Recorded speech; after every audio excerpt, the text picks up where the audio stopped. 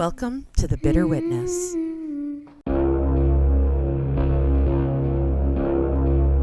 Don't be scared. Hello, welcome back. This is the second part of our two-part series on Anna Marie Hahn, the first woman ever executed by electric chair in Cincinnati, Ohio. When we left off, the police had just knocked at Anna's door, or as I have affectionately come to call her, Anna the Twat. So let's pick up where we left off.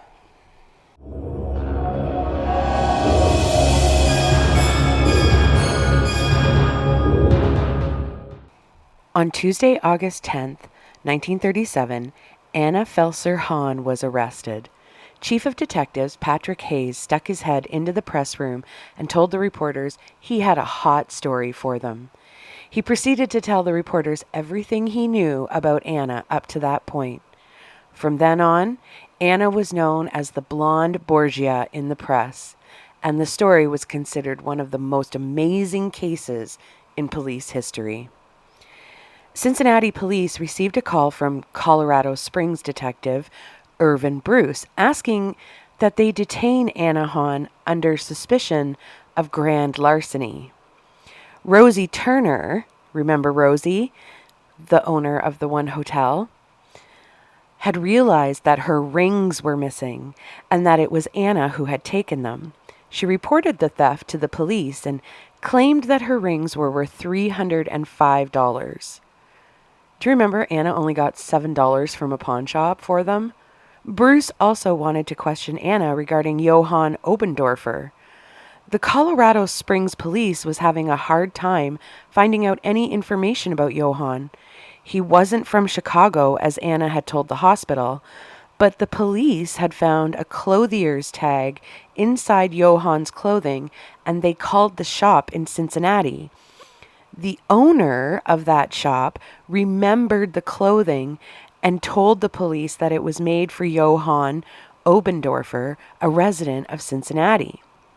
Once Anna arrived at the police station, policemen crowded around their chief's desk, hoping to catch some of the conversation that was about to take place between a large Irish cop named Hayes and the beautiful German woman. Hayes asked her if she'd ever been to Colorado Springs and who she went with. Anna answered, "No one, only my son." He showed her a picture of a dead Johann, asking her if she knew him. She stated, yes, she knew him, but she didn't go out west with him.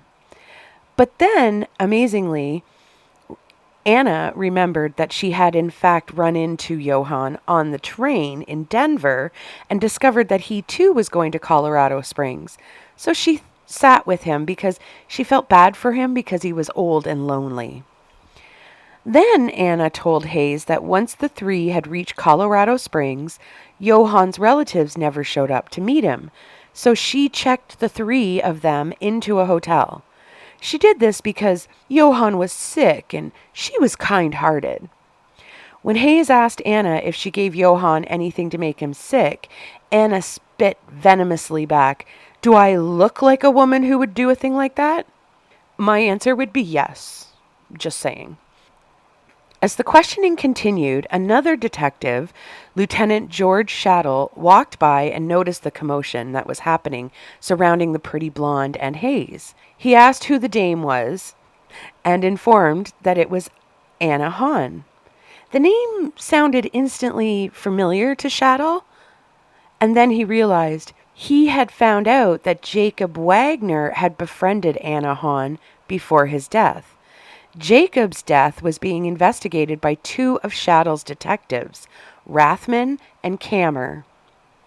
During their investigation into Jacob's death, Rathman and Kammer had found out that the day after Jacob's burial, June 6th, Anna and Oscar and Anna's new boyfriend, only known to them as Ray, had taken a vacation to the Dick's Dam area of Kentucky. Shaddle sent a detective out to Kentucky to investigate the vacation, and he found that at the cabin that Anna and her new boyfriend had rented, A car salesman by the name of James Theodore Woolridge had died mysteriously, and his body was found after Anna and Oscar had returned to Cincinnati alone. The body was found in a lake with a chain around his neck and tied to a box containing about 30 pounds of rocks inside it. However, the local coroner in Kentucky had identified the death as a suicide, and the police had dropped the case. But this death will come back to haunt Anna during her trial.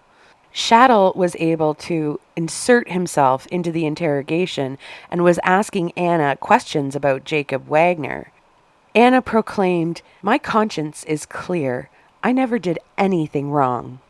When they were booking Anna into jail, they confiscated her white crocheted purse.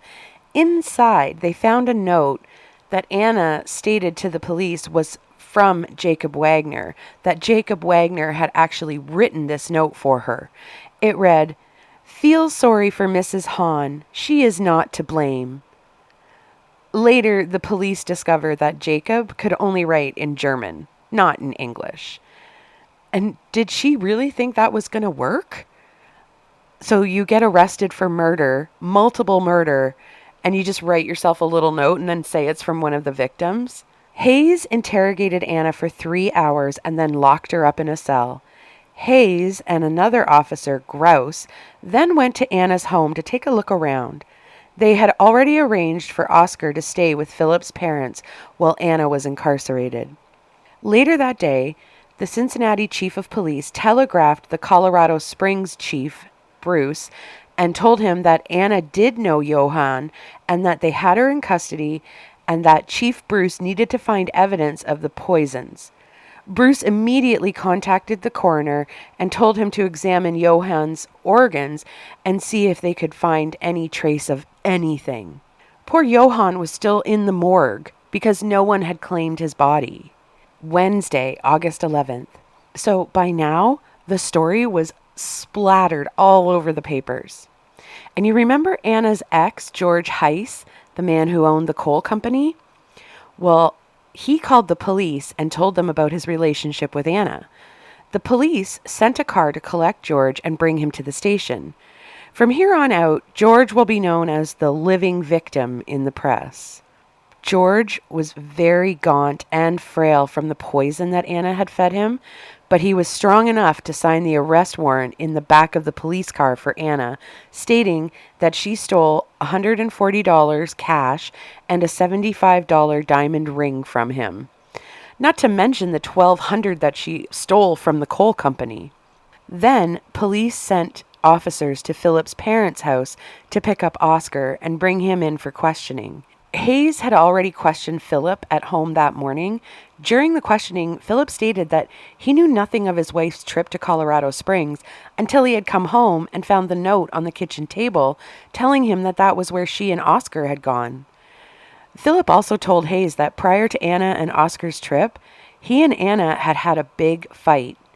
You see, the big fight was because Oscar had found a bottle of poison in the house. And Philip was outraged that Anna would be so careless. And wait, why did she have a bottle of poison in the house? Philip had hidden the bottle in his locker at work. So he handed that bottle of poison over to Hayes. During Oscar's questioning, Hayes was able to catch the little boy in many lies. For example, Oscar told Hayes that he didn't know where the rings had come from that his mother had pawned. Hayes told the boy, "We already know that your mother took you to a pawn shop." To which Oscar answered, "Yes, but she didn't steal the rings. I found them as we were walking along the street." This poor child. That afternoon, Hayes, along with detectives Hart and Burke, took Anna to her home. During the ride, Hart asked Anna if she had killed these men by screwing them. Anna quickly flashed a fiery stare at Hart and stated, "Don't talk to me like that, Schwein," which means pig in German. When they arrived at Anna's house, she gave the 3 detectives permission to search it. Hayes headed for the cellar door, which made Anna immediately extremely upset. She yelled at Hayes, "What do you want down there? There's nothing down there." Which of course made Hayes want to go to the cellar even more. While Hayes searched the basement, Anna stood at the top of the stairs, watching and shifting nervously from one foot to the other. Hayes found an empty 4-ounce bottle hidden up in the rafters. There was white powdery residue still in the bottle. When Hayes came back upstairs and showed Anna the bottle, she said, "What do you want with that? It's probably an old bottle my son brought in." Anna reached for the bottle. "Give it to me," she said. Hayes pulled the bottle out of Anna's grasp, which only increased Anna's rage even more. Hayes handed the bottle to Burke and told him to keep it as evidence. When they all arrived back at the station, Hayes, Burke, and Hart continued to question Anna about her involvement in the deaths, but she maintained her innocence. She is quoted as saying to Hayes, "I love old people. I would not be the cause of any harm to them. It is strange that when I am trying to help them, these things should happen. It's what I get for being helpful." Unquote. Detectives were then sent to the Denver bank and retrieved the letter that Anna had forged trying to get $1,000 from Johann's account. They also managed to find the pawn shop and retrieved Rosie Turner's 2 diamond rings. Also on Wednesday, Colorado Springs police issued a warrant for Anna's arrest for larceny and murder. Now, she most likely would never have been sent to Colorado Springs to face these charges, but having these warrants in place meant that if something were to happen in Cincinnati that would allow Anna's release, she would be immediately arrested for the Colorado Springs warrants and extradited there. Philip called his lawyers, Bolsinger and Houdin, that day as he figured both he and Anna were in a world of trouble. His lawyers had represented him for years, but neither of the 2 lawyers in the firm had ever handled a serious matter like this. Thursday, August 12th. George Selman's name came up in the investigation. His body had been sitting in the morgue since July 6th, waiting for a family member to claim it. As the county was finally burying George Selman, coincidentally, about 100 feet from Jacob Wagner's grave, Selman's attorney entered the police station and informed the police that George had also known Anna. Immediately, the police called the cemetery and stopped the burial so that George could undergo an autopsy. The police then went to the German neighborhood and found August Schultz, a longtime friend of George Selman's, and brought him down to the station to possibly identify the woman he saw helping an ailing George to the bathroom. As soon as August walked into the station, he saw Anna and pointed at her and screamed, quote, "You are the woman. I know you by your looks and your voice," unquote. To which Anna screamed back across the station, quote, "I am not. You lie. I never knew the man," unquote. Can you just envision this in your head? She's sitting at Hayes's desk in the middle of the station. This German man walks in and starts screaming across the station.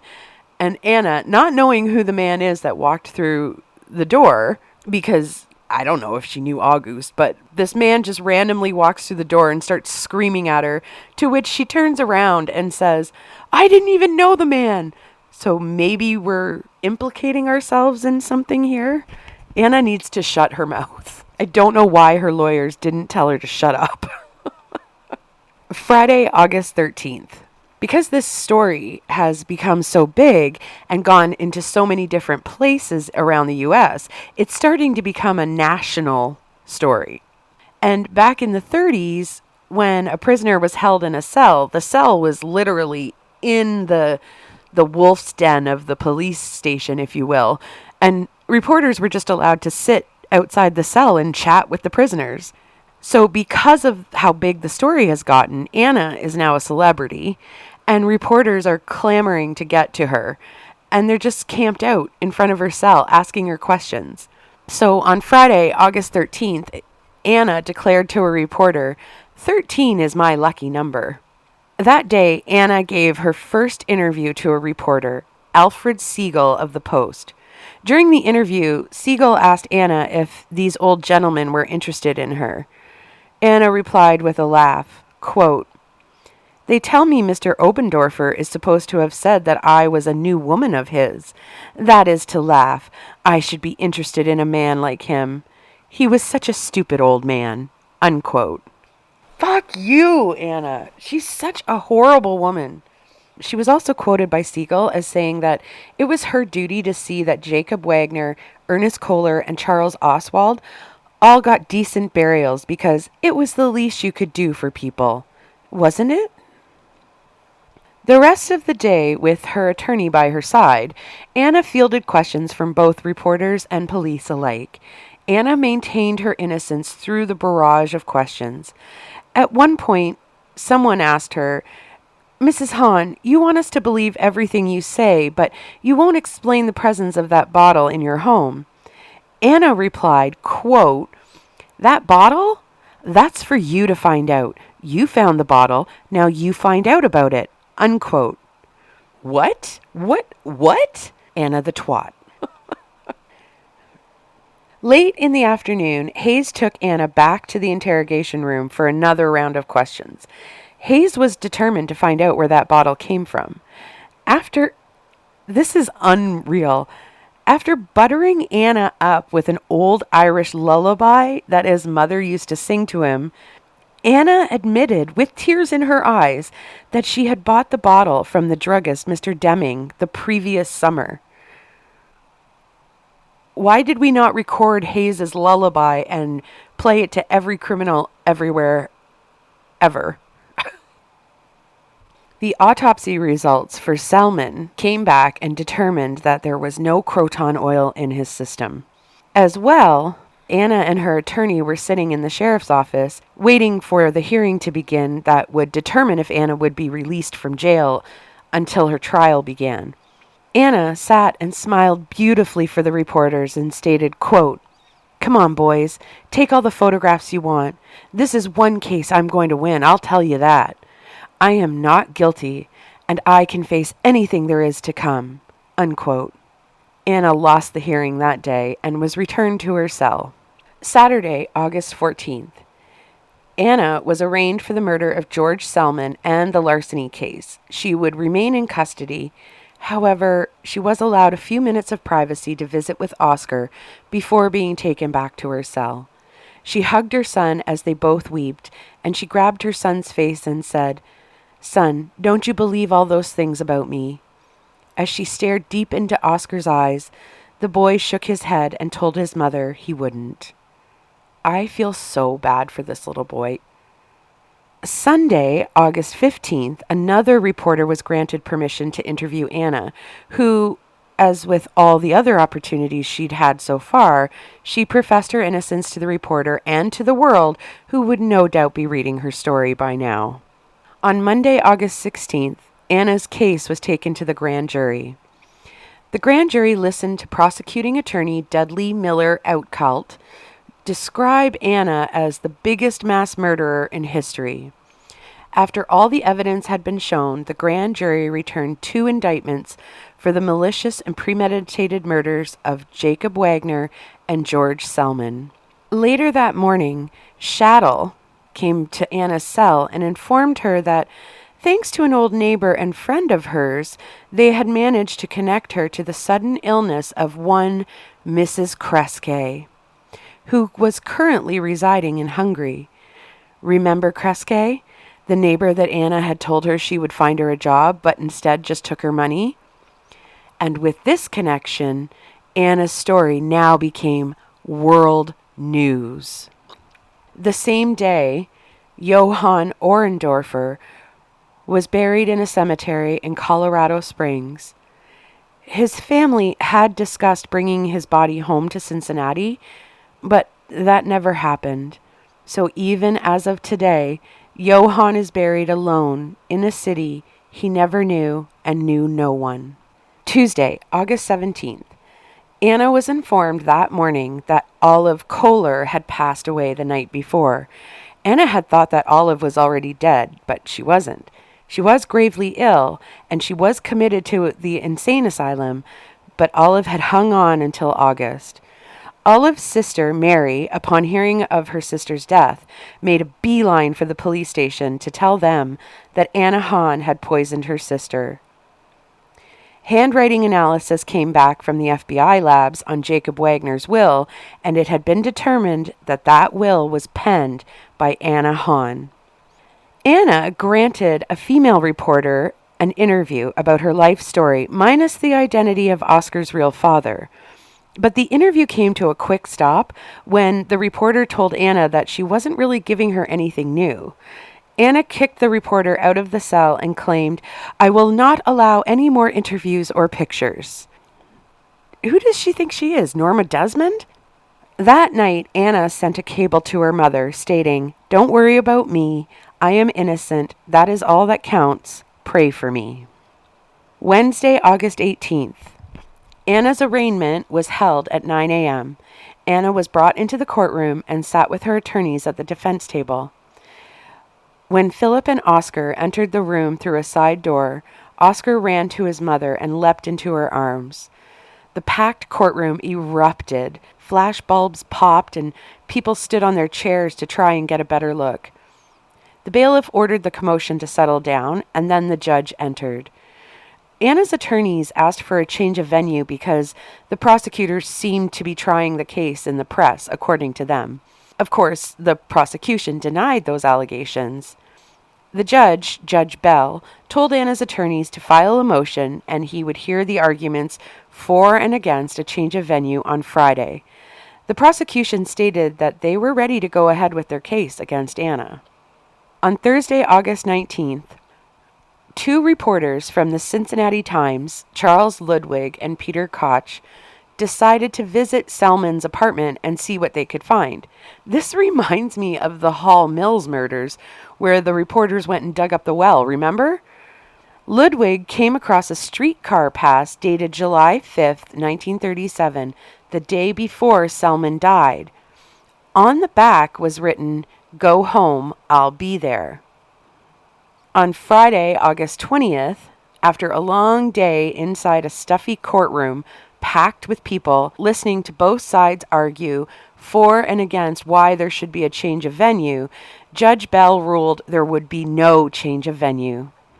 Anna received word that reporters had found her family in Germany and that one of her brothers had stated that no one from the family would be traveling to the U.S. to support their sister, as they were, quote, uninterested, unquote. Anna stated to the reporter who gave her this information that she couldn't understand why her family would say such a thing. They had always been extremely close. On Saturday, August 29th, Judge Bell announced that the trial would begin October 11th. And now we get into some of the trial. I'm not going to go into a lot of detail about the trial because this would make this a 7-parter. It's so big. But I will get to the more important parts. So the trial. The trial was moved to the biggest courtroom possible in Hamilton County. Judge Bell ruled there would be no photographs taken while the court was in session and that there would be no telegraph services in the courtroom itself. So a wire office was established in a room somewhere else in the courthouse so that when something happened in court, the news could be sent over the wire to the out-of-town news agencies. Anna was held in a cell on the 6th floor of the courthouse, and she, of course, had become somewhat of a celebrity. There were other inmates in the cell with Anna, and 2 of them would curl her hair and do her makeup each day. And a 3rd female inmate became her gopher, running for cigarettes or coffee or really whatever she desired. Numerous visitors would attend the courthouse just so they could walk past her cell to catch a glimpse of her. She had now earned the name in the press as the jail's prima donna. During the trial, a reporter was interviewing Anna when she was in her cell, getting her hair done, getting ready for court. Anna told the reporter, quote, "I have my faith and knowledge that I have told the truth. They will never get a confession out of me because I can't confess to something I never did," unquote. On the first day of court, Philip and Oscar entered the room. Oscar ran to his mother and hugged and kissed her, and Philip leaned over and told Anna, "Regardless of our marriage difficulties in the last few years, I absolutely believe in your innocence and will stick by you." Anna sent a smile towards Philip in thanks, and then turned and sat with her attorneys. I am stunned by the ability of Anna to beguile all these men. I mean, she was beautiful. I will give her that. She was a beautiful woman. I just don't understand it. Philip, after hearing all of these things and seeing how she raised Oscar, he's still there with her. I don't get it. Oscar and Philip sat behind Anna in the courtroom for the first part of the first morning, but then Judge Bell ruled that no one under the age of 17 was allowed in the courtroom because, according to him, a murder trial was no place for a child. Yes, finally, thank you. Someone try and help this child a little bit. So at the morning recess, Philip left with Oscar. Thank God, the boy does not need to hear all of these things in this courtroom. Jury selection began, and this blew my mind for the 30s. The jury consisted of 11 women and 1 man. The press dubbed it the petticoat panel, and many reporters stated that they had never seen so many women on a jury before in their life. I could argue for both sides here.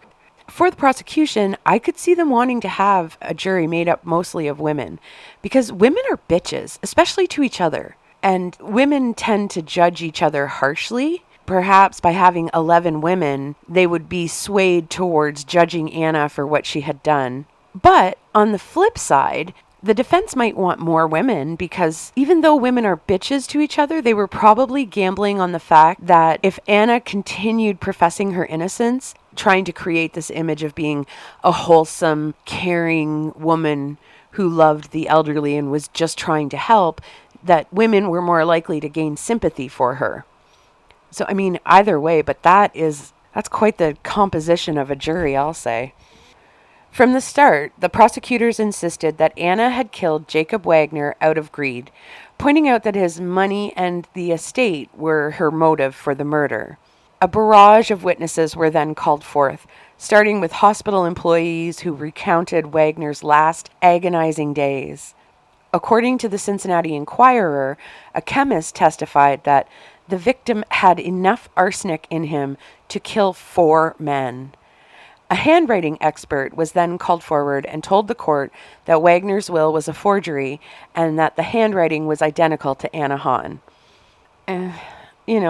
Handwriting analysis. Nevertheless, back then, they believed in that. They thought that it was solid.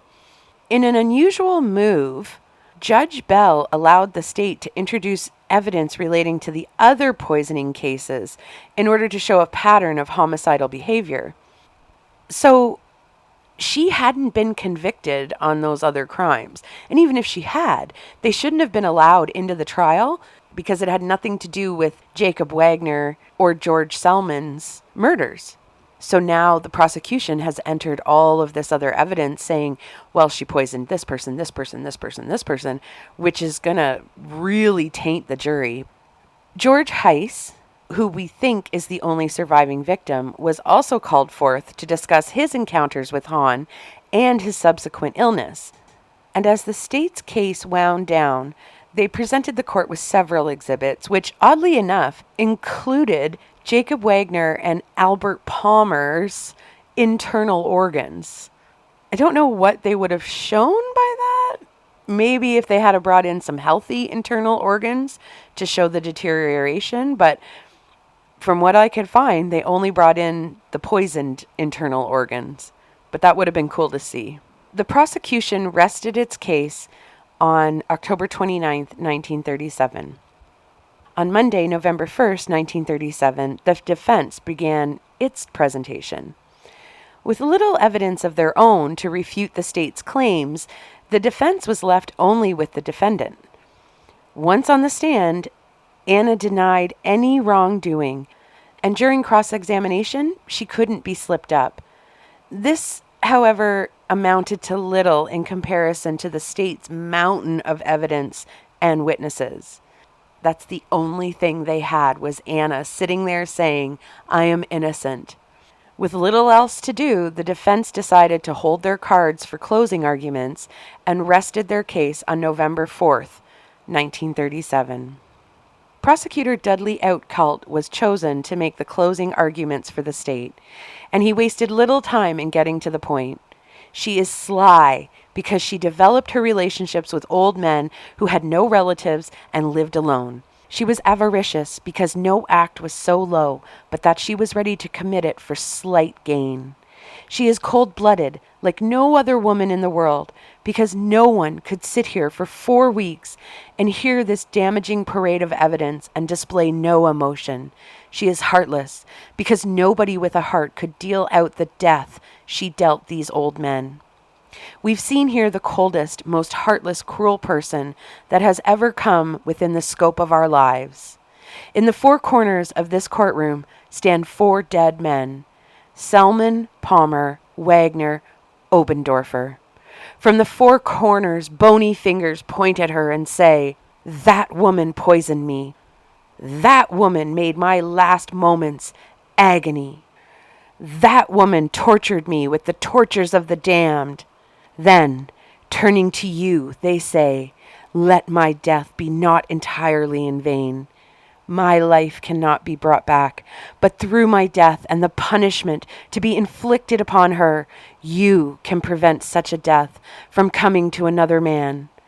From the 4 corners of this room, those old men say to you, "Do your duty. I ask of you, for the state of Ohio, that you withhold any recommendations of mercy." I love that closing argument. You can envision those 4 men standing in the corner of the room and pointing their bony skeleton fingers at Anna. Such drama. I love it. It was wonderful. And just a note, by asking for the jury to withhold any recommendations of mercy, that's an automatic death sentence for her. Following the prosecution's closing arguments, defense attorney Joseph Houdin stood up for the defense and addressed the jury.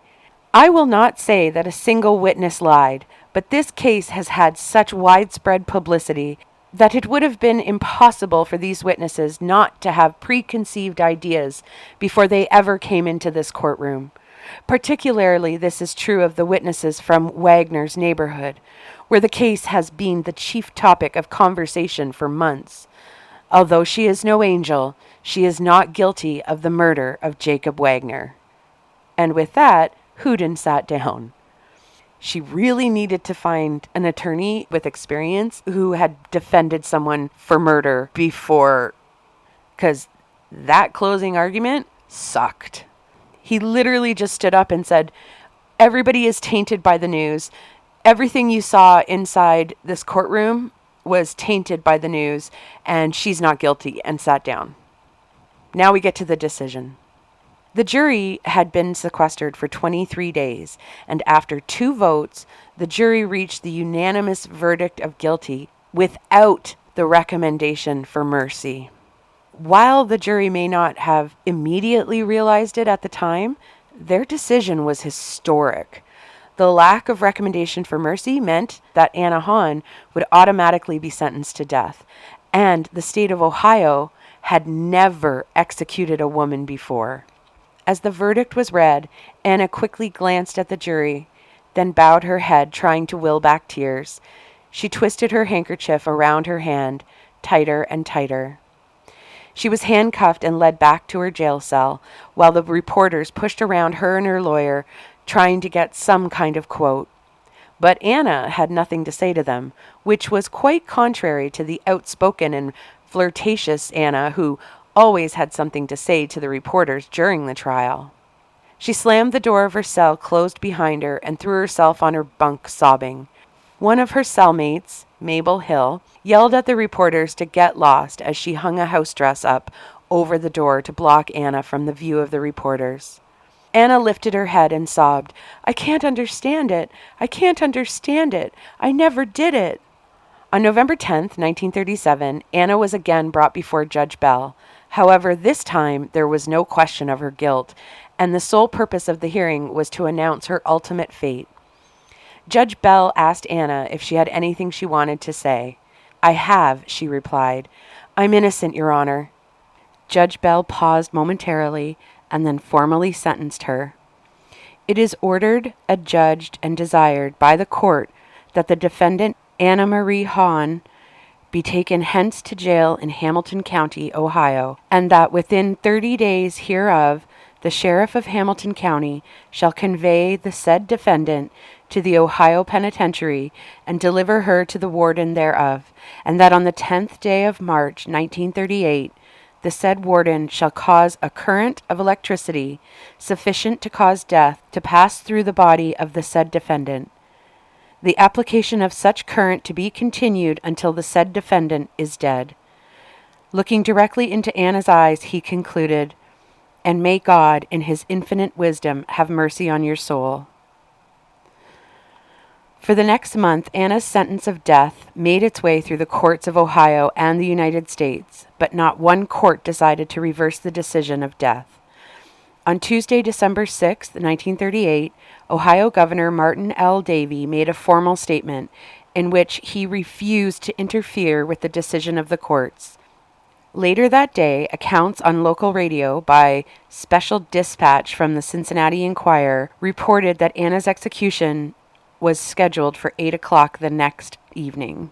The following day, Anna spent much of her time writing 4 separate letters, which she handed to her attorneys. As time moved closer and closer to Anna's execution, she became hysterical in her cell. Anna clung to Brandt, one of her attorneys, begging him for help, but there was nothing he or anyone else could do for the condemned woman. He put his arm around her as she wept and hysterically cried out for help. The prison chaplain, Father Sullivan, knelt beside Anna as she clung to Brandt and recited the Holy Viaticum. Anna cried out, "Oh, Heavenly Father, I can't go. I won't go until I see Mr. Houdin," another of her attorneys.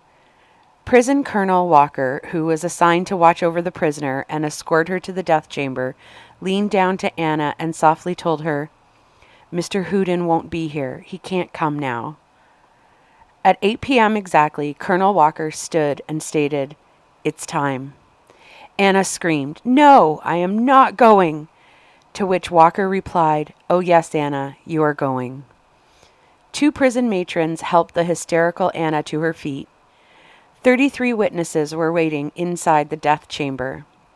Walker led the procession out of Anna's cell, followed by Father Sullivan, then Anna, who was still being held up and basically carried by the 2 female prison matrons. Behind Anna was her attorney Brandt, then 2 reporters, followed by 3 prison guards. The procession slowly made its way past the 11 men who were currently sitting on death row. As they passed the other condemned inmates, one said, "Good luck," another said, "God bless you." Anna kept her eyes on the hallway, not wavering to look at the other condemned men, and said softly, "Goodbye, boys." Finally, the procession arrived at what was known as the goodbye door, the entrance to the death chamber. The giant door swung open, blasting the bright white lights into Anna's face. When the glare cleared from her eyes, she saw Old Sparky, as the electric chair was nicknamed by the guards in the prison and those in the press. Anna collapsed to a heap, screaming, "Oh no! No! Oh no!" The prison doctor snapped open a vial of smelling salts and waved it under Anna's nose. 2 guards, the prison matrons, and the prison doctor rushed to pick up Anna and carried her to Old Sparky. Her legs were thrashing, and she was hysterically screaming, "No, no, no, don't do this to me." The male death row prisoners could hear Anna's screams as plain as day, even after the door to the death chamber was closed, which only speaks to the volume of Anna's screams, as the death chamber was supposed to be soundproof. Anna's screams sent chills through all 33 witnesses present inside the death chamber, as well as the prison guards stationed throughout the room. Guards quickly and with expertise shackled Anna into the chair as she screamed, "Oh, don't! Please don't! Think of my boy!" The guards cinched the waist strap around Anna's waist. The sudden tug slammed her back against the back of the chair. "Don't do this to me," she continued to cry out. "Oh, no, no, no. Warden Woodard, don't let them do this to me." Tears began to roll down the warden's face as he solemnly replied, "I am sorry, but we can't help it." Upon hearing the warden's words, Anna began to scream, "Please don't! Oh, my boy, think of my boy! Won't anyone come and do something for me? Isn't there anybody to help me? Anyone! Is nobody going to help me?" A guard pulled Anna's hair that was on top of her head to the side and placed a copper disc on the area that had earlier been shaved clean. Her hair had been pulled over to cover the area to try and keep some dignity for Anna in her last moments. The chin strap was placed around her head and tightened to keep the disc in place. Anna screamed in terror and began to writhe as best she could strapped to the chair. There was a bucket of water that sat just to the side of the chair in case her hair caught on fire from the electricity. Anna wailed and let out one last plea. "No one is going to help me?" A guard clamped an electrode to her right calf. As prison officials let the clock click down in the off chance that the governor might call, Anna called out for Father Sullivan. "Father, come close," she said. Father Sullivan, now with a steady stream of tears down his face, knelt beside Anna and placed his hand on hers. Anna screamed, "Don't touch me! You might be killed!"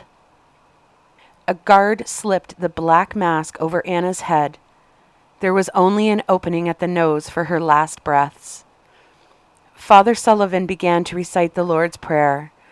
Anna, along with the 2 prison matrons and several others inside the death chamber, repeated each line after Father Sullivan. There were tears streaming down all their faces now. They only reached, "Lead us not into temptation," when the light behind the chair flashed from green to red. Anna's body jerked and raised up out of the chair as much as it could with the straps holding it down. There was no sound from Anna. Her thumb jolted upward.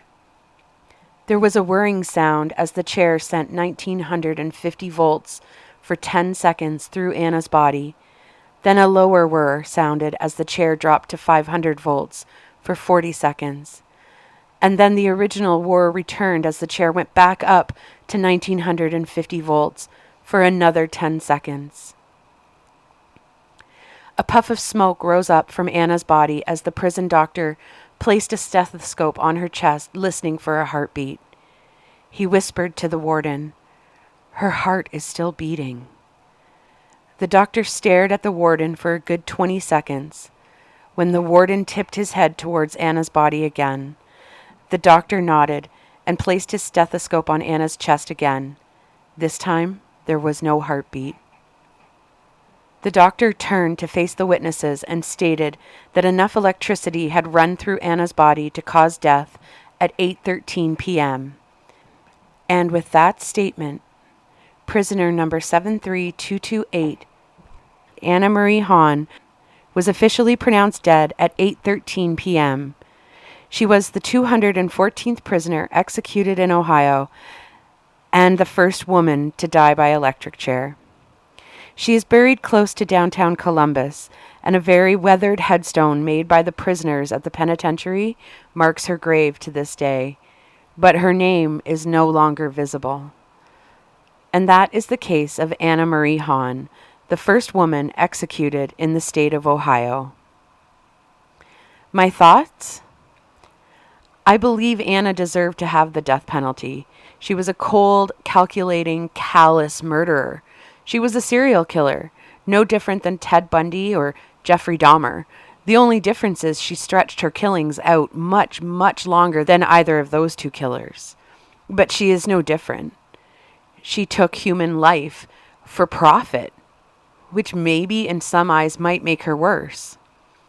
The trauma and the victimization that she instilled on her own son was deplorable. Taking her son with her as she was murdering people. I know I don't always agree with the death penalty, but in this case I agree. She deserved to die. the torture that she put on those people. Even if they didn't die from the poison, some of them were permanently disabled from what she did to them. And just think of the descriptions of the men in their last few days or few hours or even few minutes of life.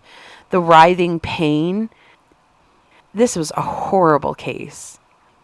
And some of the terror that Anna felt inside the death chamber once she got past the goodbye door, I think is just a little bit of justice for her. I realized there were a lot of tears inside that death chamber, but no one ever asked anyone if those tears were for Anna or for her victims.